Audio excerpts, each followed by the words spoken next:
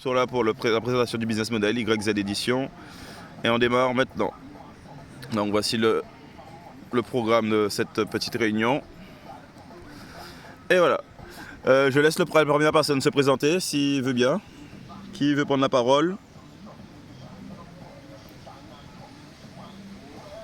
Pour qu'on puisse savoir qui est présent ce soir. Juste pour savoir. Parce que vous ne connaissez pas tous. Donc ce serait bien de vous présenter. Yanis, à ton tour. C'est toi qui as je vois premier. Ouais, yes, bonsoir tout le monde. Yanis Curier, donc un ami de Jean-Victor depuis le lycée. Et puis voilà, j'ai envie de comprendre un peu le projet qu'il veut nous présenter ce soir, donc en quelques minutes. Voilà. On a dit maximum 5 minutes, donc pour moi c'est fini. Yes, aïe. Laurie.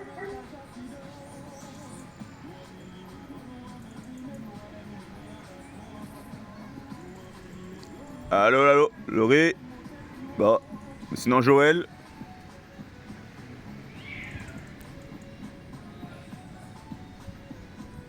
Et Luna peut-être, hein, en même temps. C'est bon, ton micro est ouvert? Vous m'entendez ou pas? C'est bon là. Ok, parfait, super. Donc oui, donc Eline et Joël, je te laisse la donc on s'occupe déjà on est déjà dans l'entreprise, on va dire ça comme ça. Donc madame est coach et moi je suis consultant dans voilà pour moi. Ok, parfait. Myriam. Bonsoir à tous, moi Myriam. Bon, je connais Jean-Victor sur un ancien projet. Effectivement, je suis aussi membre de la SCOP. Sinon, rien de particulier. Ok, bon. Parfait Myriam. Et toi Charles? Et Betty, peut-être en même temps? Yes, bonsoir à tous. Charles et Betty, écoutez, entrepreneur depuis la métropole et installé en Guadeloupe depuis peu. Très bonne connaissance de Jean-Victor, avec qui on a sympathisé. Et ravi de faire partie de l'aventure. On va voir ce que ça va donner. On ne connaît rien à l'édition, donc ça sera nouveau pour nous. Et on a hâte de découvrir. Voilà. Ça marche, nickel.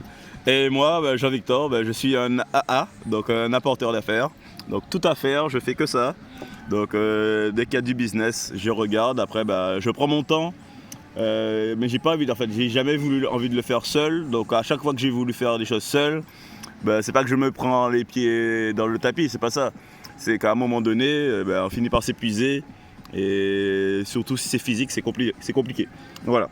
Donc maintenant j'ai décidé de donner tout ce que je peux. Il y a juste une question. Oui. Juste une question. Charles, tu as un accent. Tu viens de la Guyane en fait? Tu parles de moi? Oui, exactement. Très bien entendu. Oui, Charles.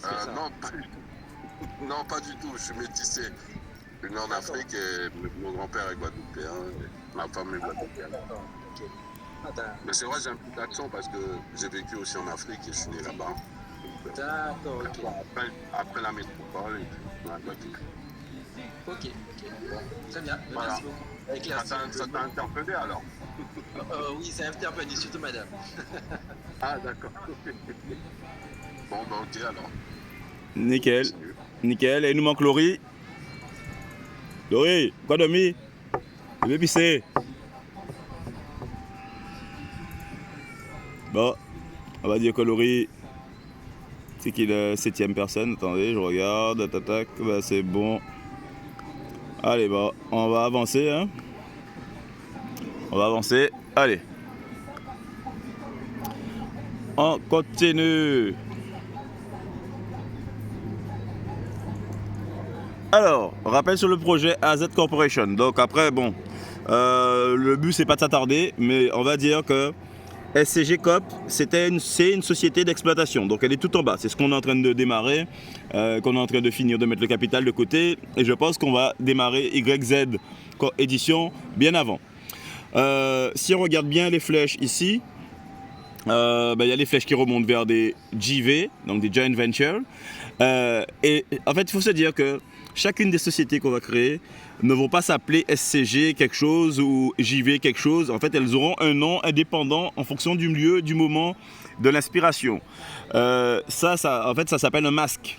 Donc, on met un masque pour dire, ça fait partie d'un groupe, mais il ne faut pas qu'il y ait de lien visible peut-être par les couleurs éventuellement, mais pas de lien entre les noms des structures. Enfin, ça, c'est vraiment une architecture, ce que j'ai présenté là, cette AZ Corporation. Mais il faut se dire que maintenant que YZ Edition, en fait, c'est à la base de JV Edition. Donc, c'est eux qui détiennent la propriété intellectuelle via les auteurs. Donc, ils détiennent la propriété intellectuelle d'une maison d'édition, c'est son rôle. Elle détient la propriété d'auteur qu'elle revend à des sociétés d'exploitation. Et c'est ça le business. Donc chacun son rôle. Donc là, on a créé une société d'exploitation, on est en train de créer une société d'exploitation avec SCG Corp. Maintenant, on crée une société de détente de propriété intellectuelle, excusez-moi, qui s'appelle YZ Edition. Donc ça, c'est la première. Et il y en aura 16 maximum. Donc là, la première, c'est beaucoup plus simple à démarrer dans l'édition que d'aller dans la chimie et ainsi de suite. Donc il y en aura 16 autres qui sont créées. Ça ne sera pas des SNC forcément, donc des sociétés non collectives, parce que c'est un peu plus risqué en termes de risque sur les personnes qui investissent. Donc ça sera des SAS, en tout cas YZ Edition, c'est une SAS. JV Chemical, ça sera une SNC parce qu'on va valoriser des apports en industrie à plusieurs millions, donc il faut que ça reste une SNC, il n'y a que comme ça qu'on peut valoriser ça. Donc là, sur de l'édition, c'est de la propriété intellectuelle culturelle. Donc je vais avancer. Donc c'est quoi une maison d'édition? C'est une bande d'escrocs. Techniquement, une maison d'édition, ce sont des escrocs. Voilà, donc en gros, c'est des gens qui volent à la propriété de gens pour les monnayer et qui reversent un petit peu de choses aux auteurs. Donc nous, on essaiera de ne pas être une maison d'escrocs qui va dilapider, concrètement, en fait, sur 100, on va dire sur 100 euros qui est vendu sur un livre, il va revenir entre 7 et 13 euros pour l'auteur du livre. Et après, le reste, c'est entre les coûts d'édition et la maison d'édition, ça met un gros pactole. Après, elles vont enlever toute la partie publicité, ainsi de suite. Mais une maison d'édition n'est qu'un intermédiaire. Donc en gros, son rôle, c'est de faire du business de communication, de chercher des lieux de vente, de chercher des clients avant même d'avoir imprimé le moindre livre. C'est ça le business model d'une maison d'édition. Donc on va essayer de se caler là-dessus, mais en puissance un petit peu plus élevée, où vraiment on n'imprimera rien du tout, mais vraiment rien du tout avant une commande. On fonctionnera comme Amazon. En gros, nos livres sont sur Amazon, un client achète un livre, le livre est imprimé en direct. Donc après, on ne va pas vendre un livre par un livre, hein. On va quand même avoir un business model de maison d'édition type Hachette, Nathan, et ainsi de suite. Mais on partira après, je vous dirai c'est quel type de livre qu'on va vendre et pourquoi on vend des livres et pourquoi aussi on vend des livres. Alors, cette maison d'édition, on va la baser, je pense que tout le monde vous reconnaît, donc c'est les Champs-Élysées. Donc on va être basé à Paris. Même si nos activités, nous sommes en Guadeloupe, on peut démarrer du business en Guadeloupe, mais cette maison d'édition sera à Paris. Donc après, est-ce que ce sera 59 rue de Pontieux? Est-ce que ça sera 78 avenue des Champs-Élysées ou Georges Clemenceau? Peu importe, mais ça sera à Paris. Parce qu'en plus, il y a de la défiscalisation pour la domiciliation. Donc ce sera encore une entreprise de domiciliation qu'on va solliciter pour baser le siège social. Alors, capital social attendu pour cette société. Donc, 1601,85 €. Donc, comme je suis très joueur, donc ça va faire 160 185 actions à 1 centime. C'est juste pour montrer.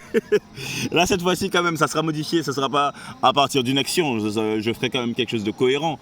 Mais c'est plus cohérent pour moi pour réussir à piloter comme j'ai envie, au centime près, les actions. Parce que je suis un joueur et j'aime bien jouer avec les chiffres. Donc il y aura 160 185 actions à 1 centime. ou alors des multiples pour arriver à des chiffres que je veux, mais c'est pas, enfin, en tout cas c'est toujours pas le capital qui est important pour une société. Pour ce type de société, c'est toujours pas le capital qui est important, c'est le business, c'est la vente. Dès qu'on vend, on n'a pas besoin de capital. Voilà. On vend avant tout investissement, on n'a pas besoin de capital pour payer des choses avant. Les 1601,85 €, ça va servir à payer le site internet qui est déjà en place, les premiers mois de domiciliation, les premiers prototypes de livres pour aller les présenter à des clients, et ainsi de suite. Mais ça ne va pas aller au-delà de ça en fait. Mais vraiment pas aller au-delà de ça. Alors, nos auteurs qu'on va recruter, on va essayer d'éterrer des gens. Donc on va aller voir Albert Einstein, peut-être Aimé Césaire, peut-être Michael Jackson, j'en sais rien, mais ce sera des auteurs. Mais je vous expliquerai un petit peu après exactement quand vous me poserez des questions pour savoir mais qu'est-ce que tu racontes avec tes auteurs là, mais je vous expliquerai après. Dans la phase questions-réponses, et comme ça on sera bien calé.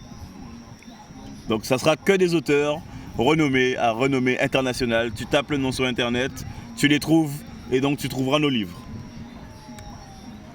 Alors quel est le premier produit? Donc comme j'ai été enseignant dans le primaire, parce que je voulais enseigner aussi à mes enfants à un moment donné, donc le premier produit, donc, il s'inspire d'un livre qui est vendu en grande surface à 11,25 €, sur Amazon à 11,25 €. Dans les grandes surfaces en Guadeloupe, il y a un peu plus de marge, parce que par rapport à la TVA qui est un peu plus basse, donc ils veulent obtenir le même rendement, donc il est à 12,80 € ou 12,90 €. On ne fait pas de copier-coller, voilà. On utilise peut-être de l'intelligence artificielle, mais l'intérêt de ce livre, c'est qu'il y a tout le programme complet de l'éducation nationale, le dernier programme à jour. Nous, on va le compléter. Et là, c'est un livre qui fait 180 quelques pages. Nous, on va passer sur un format de 400 pages, format A4.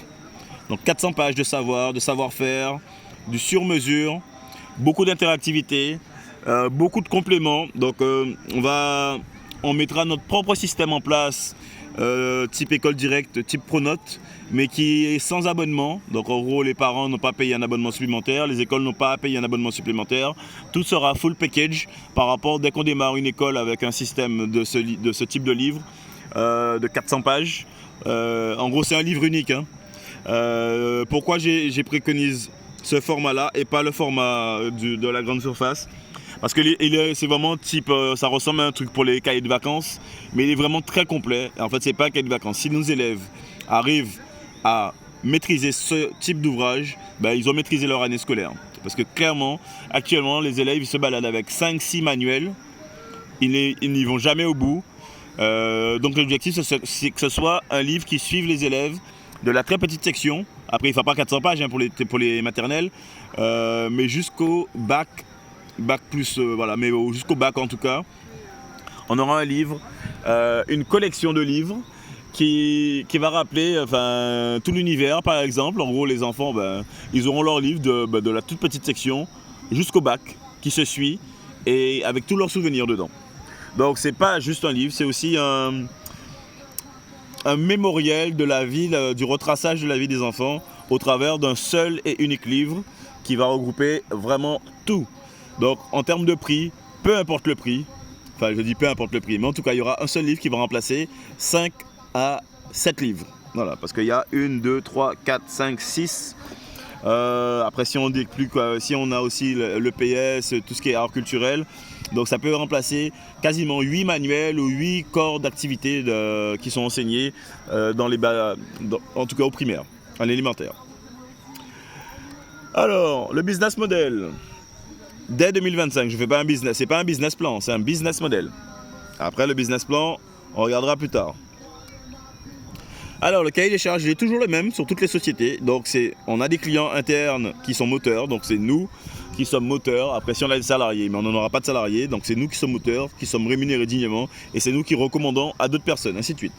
Donc on va se baser par rapport au business model. Ça c'est toujours ce que je préconise aux différents directeurs opérationnels. Donc entre 25 et 33% du chiffre d'affaires, c'est ce qui doit revenir dans la poche, voilà, à un moment donné. Même principe, ça sera un type de scope, mais après voilà. Tunnel de vente YZ Édition, donc il va avoir déjà de 1, les clients qui sont formés du groupe AZ Corporation. Donc par exemple, on forme des gens je vais prendre un exemple bateau, on les forme à fabriquer des savons. Ben, on a un livre qui a été édité par YZ Édition, qui est sur Amazon, que les gens peuvent commander, que nous on a commandé, qu'on a en fin de formation, on a un présentoir avec ce livre et les gens l'achètent ou pas. Mais voilà, donc on peut proposer à l'achat des livres des gens conformes. Ensuite, deuxième tunnel de vente, tous les établissements scolaires, mais tout niveau, donc de la TPS jusqu'au bac plus 10 et plus. Et après, tout le grand public à l'international. Donc nos livres sont censés être dans toutes les langues possibles, imaginables. Donc j'ai rencontré hier des témoins de Jéhovah, je fais le parallèle, parce que c'est quand même, en fait, mine de rien, ils ont une base de données de l'ensemble de la Bible dans toutes les langues inimaginables. Donc en gros, si je vais avoir une base documentaire de mots avec des bonnes traductions, ben, je deviens témoin de Jéhovah. Mais je rigole, mais en fait, c'est fantastique ce que j'ai vu hier, là, ce qu'ils ont. Mais après, il y a Google Translation pour ça, hein. Mais ils sont en avance sur Google Translation, mais vraiment en avance. Donc on va regarder tout ça, je vais analyser tout ça, on va se servir de l'intelligence artificielle pour regarder tout ça, pour faire des croisements entre ce qui est traduit et pour pouvoir traduire dans du bon langage dans chacune des langues qu'on a besoin à l'international. Alors, la rentabilité basse 100 versus prix de revient. Donc, alors, prix de revient, alors, j'ai demandé à 2 imprimeries. Pour l'instant, j'en ai eu que le devis, que d'une seule. Je vais vous montrer. Alors, si vous voyez toujours, pop, pop, pop. Alors, devis. Donc, pour l'instant, j'ai eu le devis de grand large. Alors, je vais vous montrer ça. Alors, le livre en question que je vous ai présenté, il est composé de 2 livres. Il y a un petit feuillet et il y a le livre, il y a le petit feuillet pour les parents et il y a le livre, et il y a le livre après pour, comment ça veut dire, pour les enfants. Donc je vous montre le devis pour voir à quoi ça ressemble. En gros, j'ai fait mon benchmark par rapport à comment je vais composer mon livre. Donc c'est un livre de 400 pages avec épaisseur rembordée, pardon, c'est vraiment épais la couverture. 300 pages couleur, 100 pages noir et blanc. Donc ça sort à 4350 et quelques euros pour 86 exemplaires. Donc j'aurais pu demander une base 100, mais bon, après on va dire c'est 43,55 €. TTC, le livre imprimé à la jaille. Plus, donc ça je vais fermer ça, plus le livre, le petit feuillet de 40 pages, tout couleur. Format broche agrafé. Et là, on sort à c'est bon, 317,46 € pour 24 exemplaires. Et ça faisait 16 € et quelques trucs comme ça. Donc au total, je vais revenir sur ma présentation. Tac. Au total, on a un prix de revient ex-work. Donc ça veut dire, c'est nous qui allons chercher la marchandise, de 58,60 € pour un livre composé de la version 400 pages plus 40 pages. Donc pour 444 pages, format A4, ça coûte 58,60 €. Donc je prends un prix avec rentabilité de 40% parce que c'est un produit à forte valeur ajoutée. Donc je pars sur une rentabilité à 40%, sur une base 100. Donc ça représente ma base 100. Où je dis qu'on est bien, ça nous permet de vivre correctement. Donc ça fait qu'on sort le livre à 97,70 €. Et maintenant, il y a la stratégie à toute épreuve, donc le SAT. Donc en gros, on a une base 100. On préconise à des établissements d'acheter notre livre. Donc on prend 15% supplémentaire. Donc on rajoute 15% à ce prix de livre.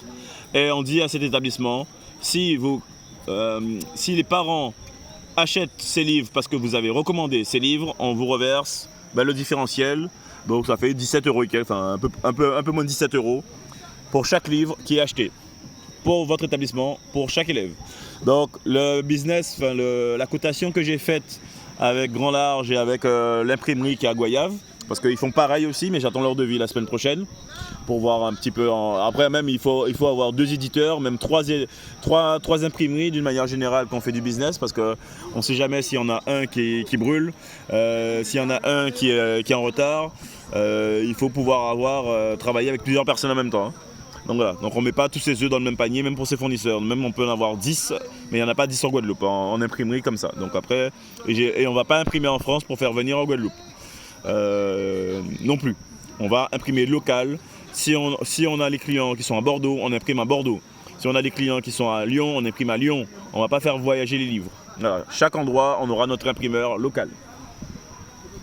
Donc c'est une stratégie aussi, développement durable. On travaille vraiment local, on ne délocalise pas, enfin c'est pas délocalisé, mais on ne crée pas de la distorsion de concurrence inter-ville, inter-région, enfin peu importe, mais voilà, on va dire inter-département.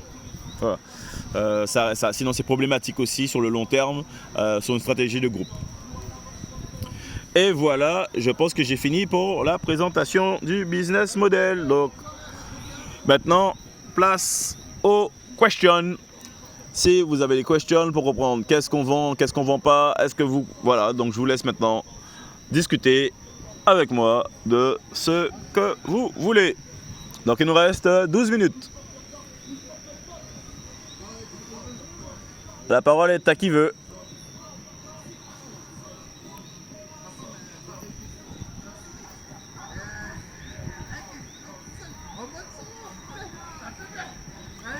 Vas-y Joël.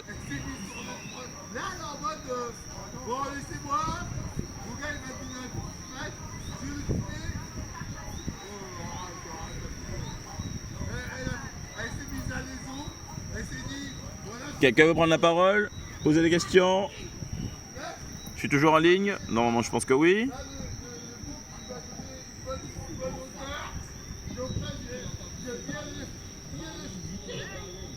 Ah oui, j'ai pas donné des chiffres, hein. Je vais quand même venir sur la présentation.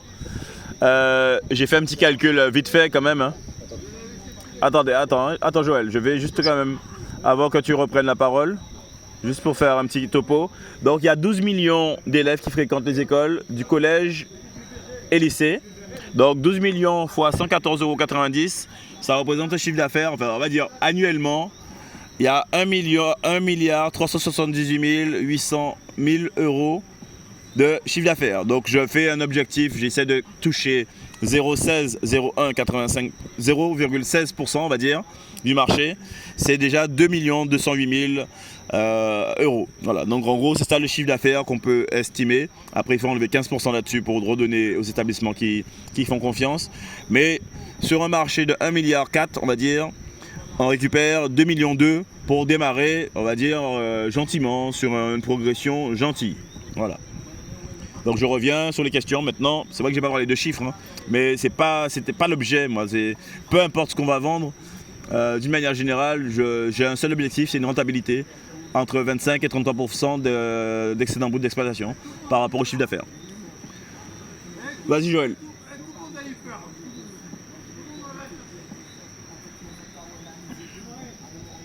Bonsoir. La question, c'est par rapport au fait que tu nous as mobilisé Yanis, Laurie, Myriam et Charles. Qu'est-ce que tu attends de nous et pourquoi nous en fait? La clé, je l'ai mis au-dessus. Alors, parce que vous êtes des business entrepreneurs. En termes de ressources humaines, à un moment donné, il me faudra vraiment avoir des auteurs et pas des Albert Einstein. En gros, c'est les Albert Einstein et Aimé Césaire compagnie. En gros, c'est pour avoir une stratégie, référencement Google. En gros, quelqu'un cherche Jésus-Christ. Peut-être qu'on aura un Jésus-Christ aussi. Peut-être en mode charade, avec une apostrophe au milieu pour ne pas avoir des problèmes avec qui que ce soit. Mais on va devoir aussi recruter des auteurs. Donc, pareil, vous êtes dans la partie tunnel de vente, canal de vente. Qu'est-ce que j'attends de vous? C'est toujours la même chose, hein. C'est les mêmes compétences. Peu importe le business, on a toujours besoin des mêmes compétences. Hein.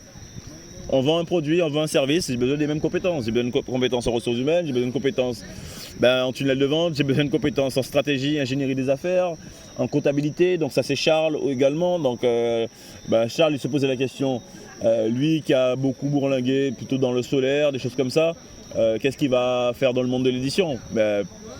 En gros tu vas vendre des livres sur comment installer son panneau solaire. Donc il faut qu'il y ait un éditeur, il faut qu'il y ait un écrivain qui livre aussi. Peu importe, mais quand je dis un livre, ça peut être un essai, hein, c'est des choses, ça peut être des e-books, hein, c'est pas forcément des livres imprimés, c'est des livres aussi numériques, Kindle, format tout ce qu'on veut. Donc dès qu'on a une connaissance à faire valoir, qu'on transmet quelque chose, qu'on vend un produit, ben, on l'associe avec une connaissance dans un manuel, aussi bien numérique que papier. Voilà. Donc peu importe ce qu'on vend, il y a forcément un manuel d'emploi. Tu achètes une cafetière, tu as un manuel d'emploi. Tu achètes un canapé Ikea à monter toi-même, tu as un mode d'emploi. Donc c'est un livre. Hein. Enfin, je fais un raccourci. Mais tu as forcément une méthodologie qui est associée, un savoir-faire, un savoir qui est associé pour dire ok, tu peux faire tout seul, mais regarde quand même ce qu'il y a dans le livre éventuellement. Voilà. Donc, qu'est-ce que j'attends de toi? Bah pareil. D'ailleurs. Ok, merci beaucoup. Concernant donc l'impression, donc tu as un peu le même modèle un peu qu'Amazon, c'est-à-dire que quand Amazon a un livre à vendre, il imprime rapidement dans les affaires comme publicité passe par Amazon. En gros, ça sera la stratégie qu'on développe en France. En France, en gros, à la limite, même, mais après, ça sera pas le même. En fait, c'est une possibilité offerte aux parents de dire qu'ils peuvent commander leur livre sur Amazon. Mais moi, je préfère qu'ils commandent le format broché imprimerie avec un vrai rendu qualitatif, ne serait-ce que pour la couverture. Parce qu'Amazon va faire un collet broché, un dos carré collé, pardon. Mais l'épaisseur de la couverture sera toute faible en fait. Donc peu importe le prix qu'ils vendront, ils vont jamais prendre le temps de faire un truc cartonné comme une encyclopédie tout l'univers. Et ça, il n'y a que des imprimeurs classiques qui vont prendre ce temps-là avec un BAT bien ficelé. Et donc la stratégie, en tout cas, quand on va commencer le développement commercial, c'est de viser entre 1 et 4 écoles pour faire les impressions en physique. Voilà, donc on va démarrer en Guadeloupe. Hein. Si on démarre en France et qu'on réussit à convaincre une école de prendre en prescription, parce que c'est les écoles qui prescrivent les livres à leurs parents, quand il y a la liste scolaire avant la fin d'année, donc on est vraiment en retard, on va dire. C'est en mois de mars que fin mars, grand maximum, que les écoles choisissent les livres qu'ils vont utiliser l'année prochaine. Donc après, en sachant qu'il y a des temps de commande d'impression qui sont inhérents. Mais si on assure aux écoles qu'ils ne vont pas avoir de problème d'impression, de retard, de livraison dans les livres, dans les manuels scolaires pour la rentrée de septembre, et que même s'ils commandent en août, ils ont la certitude d'avoir les manuels qui sont livrés, c'est pas un problème en fait. On peut encore aller jusqu'au mois de mai, juin pour qu'ils puissent prendre la décision. Mais en général, ils ont quand même déjà bouclé leur programme pédagogique pour l'année d'après en mars, avril, grand maximum. Hein. C'est bouclé. Et donc après, il faut passer une autre étape. Hein. Donc en gros, on est vraiment dans la deadline là de se dire 3 semaines là. Enfin moi dans 3-4 jours, j'ai sorti un des manuels. Je vois combien ça coûte pour faire pas un BAT, mais un prototype. Ne serait-ce qu'imprimer soi-même. Et après voilà, hein, donc il y a beaucoup de... Ça va être assez rapide, entre guillemets, pour sortir le proto. Si j'y suis à fond pendant 3 jours, c'est bon, voilà, ça peut le faire. Sur un premier proto, sur une classe. Je voulais savoir, est-ce que réglementairement, est-ce qu'il y a il y a des validations? Aucune. En fait, réglementairement, tu proposes ton manuel qui est conforme. En fait, c'est toi qui dis qu'il est conforme au programme de l'éducation nationale. Donc, tu dois te servir du bulletin officiel du programme. Et en fait, n'importe quel éditeur peut se dire qu'on ne soumet pas les livres à l'éducation nationale. Les livres sont soumis à la Bibliothèque nationale de France une fois qu'ils sont imprimés. Donc, en gros, tu imprimes un livre, tu envoies un exemplaire à la BNF. Et après, c'est le corps enseignant qui valide le livre. Le corps enseignant va regarder le livre. Il va voir qu'il répond à tous les critères du programme de l'éducation nationale. Il répond à tous les critères en termes de pédagogie, aussi bien Montessori, méthode Bocher, méthode Singapour ou d'autres méthodes éventuellement. Après, ça c'est... Comment dire ? C'est le corps enseignant qui fait sa pédagogie, qui choisit tel ou tel livre. Voilà. Tu ne penses pas que Montessori va déposer à chaque édition, demander l'autorisation de l'éducation nationale. Non, eux, ils s'inspirent, ils regardent le programme et ils s'accordent au programme. Voilà. Il y a une totale liberté de pédagogie, justement, pour l'éducation nationale.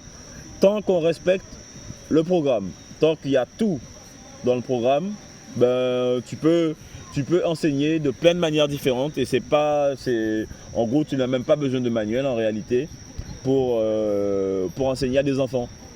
Normalement, tu dois utiliser le bulletin officiel qui est publié par le ministère de l'Éducation nationale avec les différentes compétences qui sont requises et après, l'enseignant se démerde. Donc après, si c'est des écoles plus ou moins grandes, enfin bien structurées, donc ils vont se servir de manuels recommandés par des maisons d'édition. En gros, c'est un jeu. Hein. Chaque maison d'édition va faire des yeux doux à chaque école. Donc il va avoir une armée de commerciaux entre guillemets qui envoient des manuels, des prototypes pour dire ce manuel c'est le meilleur, il est meilleur que Hachette, il est meilleur que Nathan, il est meilleur que Pierre, que Paul, que Jacques. Mais en fait, compte, ils sont tous identiques. C'est les couleurs, les images qui changent, la forme, et après c'est tout. Voilà. Qu'est-ce qui fera vraiment la différence finalement à part le nombre d'éléments qu'il y aura dans le livre? Concrètement, je vais revenir dessus. Attends, je reviens sur la slide. Donc tu vas avoir un livre qui est totalement personnalisable. En fait, tu vas avoir par exemple, tu prends une leçon, le son est. Donc on peut expliquer ce son-là aussi bien avec la méthode Montessori qu'avec une méthode autre diverses et variées. En gros, l'enseignant, il va avoir la possibilité de choisir entre différentes méthodes en fonction de la typologie de ses élèves. Donc en gros, on va vraiment être dans un livre puissance supérieure où c'est pas une méthode qui est proposée, c'est plein de méthodes qui sont laissées au choix de l'enseignant et à lui en fonction de comment il perçoit ses élèves et comment ils comprennent les choses, il va utiliser telle ou telle méthode par rapport à du séquençage. En complément, ce n'est pas simplement un livre. Attends, je vais revenir dessus, comme ça vous allez bien voir. J'ai dit qu'il y aura aussi de l'interactivité, il y aura un système qui va se rapprocher de École Directe et de Pronote. Donc en gros, ça, ce sont des éléments, ce sont des sociétés d'application qui vendent aux écoles le fait que il y a le cahier de texte, qu'il y a la notation qui est en ligne, que les parents peuvent échanger avec les enseignants. Nous, le business model tel qu'on va le proposer, on va proposer un full package à l'école où ce n'est pas un abonnement, ils travaillent avec nous, ils choisissent de travailler avec nous. Donc on investit dans un site internet entre guillemets, mais dédié à l'école. En gros, c'est pas une marketplace, mais un espace internet dédié à chaque école. Une école choisit de travailler avec nous, on lui crée un espace internet pour sortir de la connexion. En gros, ça va fonctionner par HTML, enfin pas par HTML, par adresse directement. En gros, un parent a besoin de savoir où est-ce que son enfant est, il a une page HTML qui est dédiée à son enfant. Pam. Parce qu'en fait, il y a trop de problèmes de connexion, que ce soit entre École Directe et Pronote, il y a des bugs. Il y a beaucoup de bugs. Donc, de proposer un service comme ça, ça va soulager aussi les écoles parce que c'est un coût en fait, c'est un coût à l'élève. Ça représente, je ne sais plus combien, mais c'est 2-3 euros par élève en fait qui paye un abonnement, que ce soit à École Directe, soit à Pronote. Donc en gros, c'est du supplément en fait, ça va être une charge supplémentaire. Mais ça va être intégré dans le prix du livre en fait. Pour chaque établissement, il faut faire le business model, le business plan là pour le coup, pour savoir c'est quoi la taille d'établissement critique où on met en place un système comme ça. Parce que ne serait-ce que le site internet, il va pas être marchand, mais un petit site internet, ça va coûter 200 euros par an, mais bon après c'est rien comparé aux millions d'euros que tu vas récupérer, enfin pas millions d'euros sur une école, mais aux dizaines de milliers d'euros sur une école. Investir 200 ou 300 euros sur un système comme ça, c'est pas la mer à boire en fait. Voilà. J'aurais une question. Oui. On s'en répète, mais tu es sûr que Pronote n'est pas imposé par le rectorat Du tout. Les Du tout. Ce sont des éditeurs de logiciels indépendants. Il n'y a rien imposé. C'est pas une obligation. C'est le livret scolaire. Il faut pouvoir avoir un système qui renvoie les notes, l'ensemble des compétences au rectorat. En fait, il faut qu'il y ait une remontée d'informations au rectorat de manière suffisamment facile. Donc en gros, les applications École Directe et Pronote ne sont que des facilitateurs, des bases de données pour faire une remontée d'informations plus rapidement à l'éducation nationale. Donc il n'y a rien qui est imposé par aucun rectorat. Il faut se dire qu'on est en France, on a totale liberté de mouvement quand même, enfin entre guillemets, de gestion d'activité. Tous ces logiciels ne sont que des entreprises privées. Ce sont des entreprises privées. Ce ne sont pas elles sont elles ont peut-être un agrément avec Éducation nationale pour la remontée plus facilement des informations, mais c'est au chef d'établissement à remonter son information. Voilà, c'est tout en fait. Hein. Donc il y a des écoles qui n'ont pas pronote. Voilà. Et j'ai entendu que tu me laisses les 3 ou 4 écoles. As-tu déjà une idée des écoles Oui, bah là, je vise l'école Jeanne d'Arc. Je sais pas si ça va être celle-là qu'on va démarrer, parce que bon, elle est un peu bizarre. Enfin, on verra. On verra. C'est bon. Après, en termes d'enregistrement, je verrai ce que je diffuse ou pas. Donc, il y a le pensionnat de Versailles qui là va de la maternelle jusqu'au lycée, qui est intéressant. Voilà. Mais je sais pas si on va l'avoir. Donc, il faut viser des plus petites écoles comme Bouillon, le pensionnat de Bouillon. Après Massabielle, mais c'est déjà très gros. Mais pour démarrer, que des écoles privées. La stratégie, c'est vraiment toutes les écoles privées déjà en Guadeloupe qui ont des difficultés financières, et en France aussi, elles ont toutes des difficultés financières. Ben, le fait de reverser 15% du prix d'un livre par enfant, donc j'ai simplement fait une estimation avec 96 livres pour 4 écoles. Voilà. En gros, on estime qu'il y a 24 enfants maximum dans une classe. Ben, c'est 96 livres si on vise 4 écoles. Et après, on multiplie par le nombre de niveaux. Et après, ça donne le potentiel de chiffre d'affaires à mettre dans le business plan pour 4 écoles de taille moyenne avec entre 100 et 200 élèves de la maternelle jusqu'au collège. Et après, on avance comme ça. Voilà. Mais concrètement, comment dire ? Attends, hein. Concrètement, il n'y a pas de problème en fait. Ça, c'est nous qui gérons.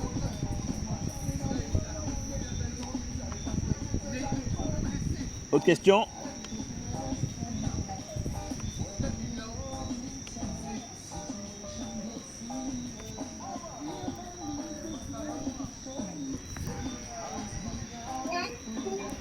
Non, on verra après les contextes techniques derrière. Ok. Qui sont...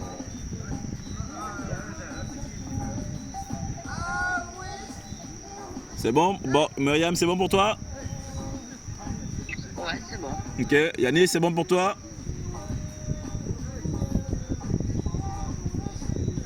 Yes. Ok.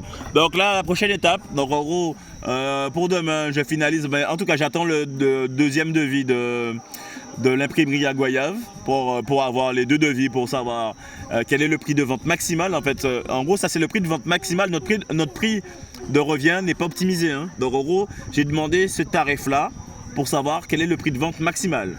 Donc une fois que j'ai le prix de revient minimal, donc ça va faire encore plus de marge. Parce que là, c'est une estimation qui est faite pour 96 livres. Une fois qu'on va donner l'ensemble du business à une imprimerie, le prix de revient va descendre, va chuter. Voilà, ils vont faire une offre plus intéressante. Donc là, j'ai simplement voulu avoir pour 4 écoles, par niveau, j'ai dit il me faut 96 livres. Voilà, pas 100, mais 96. Voilà. Et après, ça sera que des cerises sur le gâteau, une fois qu'on aura les bons prix de revient, et ainsi de suite. Voilà. Donc voilà, donc d'ici, j'attends demain ou mardi d'avoir le dernier devis. Et après, derrière, on avise pour la poursuite des événements et je pense que ça sera bon. Voilà. Donc, je vous laisse à vos occupations. Je vais retourner à mes occupations aussi. Et on se contacte très vite si ça vous intéresse. Je vais faire dans le groupe, on va demander si ça vous intéresse de participer dans cette aventure. Et après, on met ou on ne met pas les personnes que ça n'intéresse pas, en sachant que l'objectif, c'est vraiment, en gros, on peut même considérer que c'est déjà même une assemblée générale, mais on va faire quelque chose dans les règles. Concrètement, on va se servir de la base de texte de la première société qu'on est en train de créer, c'est GCOP. Et en fait, c'est du remplacement, en fait. Hein, on remplace qui a remplacé. Et la base, ça va être beaucoup plus rapide parce qu'on sera beaucoup moins associés. Donc, le but n'est pas d'ouvrir... en tout cas, je ne veux pas partir dans des délires où je vais demander des documents à des personnes et je vais les recevoir la veille ou 5 minutes avant la fin du chrono. En gros, on est calé. Je dis, bon, on est aujourd'hui lundi. On est dans la réunion, on a fini la réunion à 15h, je dis il faut que les documents soient arrivés à 18h, les documents sont arrivés à 18h même en direct. Hein. Voilà, on ne va pas attendre. Bon après j'ai déjà pour les personnes déjà présentes. j'ai déjà des documents. Tu as Mais, déjà les documents, normalement. mais je sais, mais je fais un raccourci. Mais il y a Charles, j'ai pas ses documents encore. Yanis non plus, j'ai pas ses documents. Il y a la femme de Yanis, mais là il est avec Yanis là actuellement. Mais en gros, je ne veux pas tarder en fait dans le démarrage d'une activité comme ça. En fait, c'est tellement, en fait, ça y a tellement peu d'impact que, en gros, c'est de la vente avant production. On vend avant production. Donc c'est de la pure prospection en fait. Hein. C'est du pur travail de prospection. Donc si on ne comprend pas ça, c'est même pas la peine de se lancer dans l'aventure. Hein. Peu importe ce qu'on va faire, hein, c'est toujours comme ça le business. Hein. Il faut prospecter et vendre avant de produire. C'est comme ça qu'on fonctionne.